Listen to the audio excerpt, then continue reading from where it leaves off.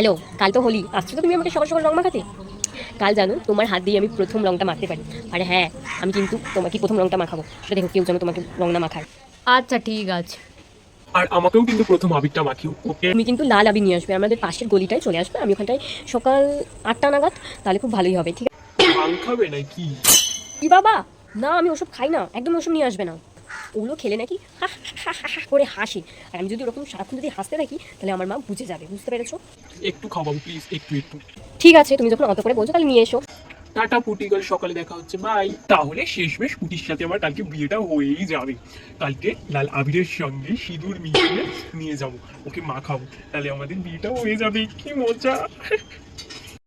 ভাঙও নিয়ে চলে এসেছি, আবিরও নিয়ে চলে এসেছি, কিন্তু পুটি কোথায়? এক কাজ করি, পুটি আসার আগে আবিরের মধ্যে সিঁদুরটা মিশিয়ে দিই।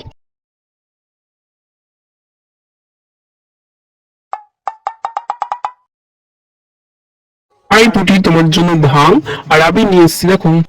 ঠিক আছে। সরে আসো।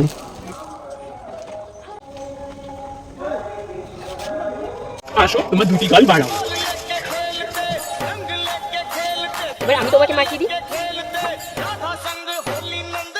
আসো, আমরা এখানে বসি। তুমি খাও, তারপর আমি খাচ্ছি ভাঙটা।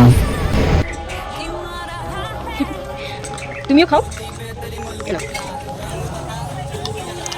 না না, তুমি তো খেও না। ঠিক আছে, নাও, আর একটুখানি খাবে, তারপর আমাকে দিয়ে দেবে। হ্যাঁ, আমাকে সবটা দিয়ে দাও, আমি সবটা খেয়ে নেবো। সব খাওয়া হয়ে গেছে। বাবা তুমি হাসছো কেন? এই মেয়েকে নিয়ে আমি কি করবো? তুমি বাড়ি চলে যাও, ঠিক আছে? আমি বাড়ি চলে যাচ্ছি। বাবা হি হি করে হাসছে। আমি চলে যাই বাবা, নাহলে কেসটা আমার ঘরেই হয়ে যাবে। বাবা তুমি পালাচ্ছ কেন? যাক,